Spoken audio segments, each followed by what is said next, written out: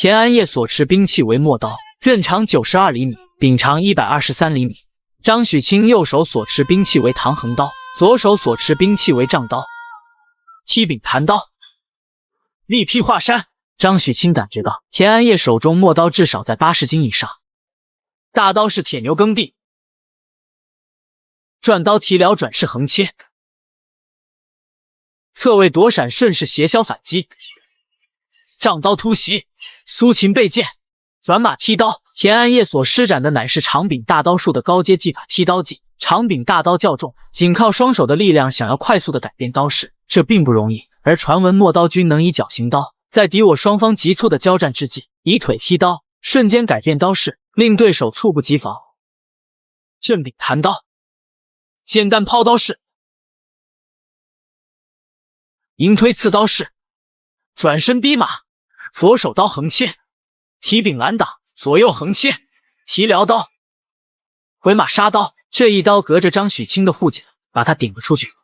转马压刀，看张许清内心激荡无比。田安业刚刚那一式回马杀刀，3分的狂气，7分的出其不意，竟融合成了10分的杀气，压得自己汗毛炸起。蹬刀助力转身挥刀下劈，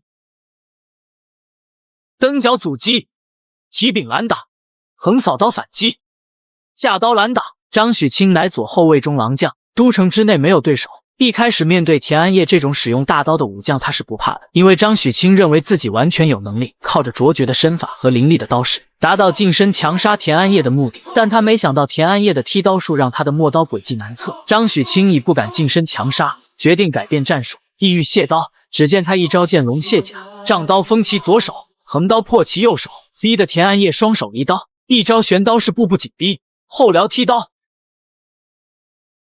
力劈华山，震刀，转身下劈刀再击，横扫刀，凌空翻身旋刀反击，鱼狼问津，横刀击头，撩刀再攻。此时的田安业气场全开，10步之内无人能挡。活罗旋风斩，看着田安业逐渐逼近的身形，张许清嘴角竟露出了神秘的微笑。原来这一幕他早已在心中推演了100遍。上一次交战的时候，田安业以横刀运行过此事，张许清双刀在手起会漏切，直接硬刚，没想到被田安业震退了数目。那一战之后，张许清日日推演这一幕，直至刚才和田安业的再次交战，他才完全熟悉了田安业陌刀的刀势。此时此刻，他已有100%的把握。他先假意架刀抵挡，实则下前滑挡，随后踏刀翻身其背后。他料定田安业必定会转身推刀迎刺，自己再架刀逼近，以横刀刺其右肩。田安业必定拍刀横扫反击，自己跳闪后再垂剑格挡，实则要转身以丈刀刺其左腋，随后再转身横刀反复划其右臂，最后丈刀突进，毙其性命。一切正如张许清推演的一样进行，直至这最后一杀，田安业松刀而下。看他此时眼神，显然藏有后招，一记后撩踢刀背身而上，挡住了张许清那绝命一杀。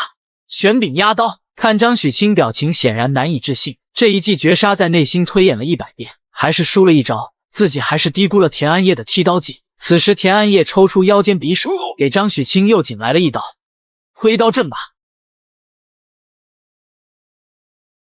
张许清败局已定，这一瞬间他已然嗅到了死亡的味道。